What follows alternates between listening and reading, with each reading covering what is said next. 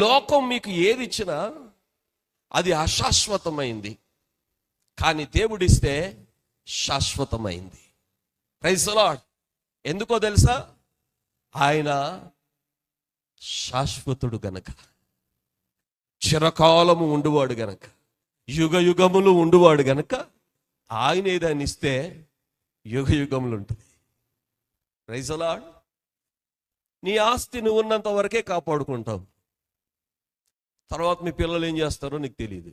కానీ దేవుడిచ్చిన తర్వాత అది ఏదో అయిపోవడానికి, మన జీవితంలో లేకుండా పోవడానికి ఆయన ఎప్పుడు అయిపోయేవాడు, ఆగిపోయేవాడు కాదు. కాబట్టి ప్రైజ్ ది లార్డ్.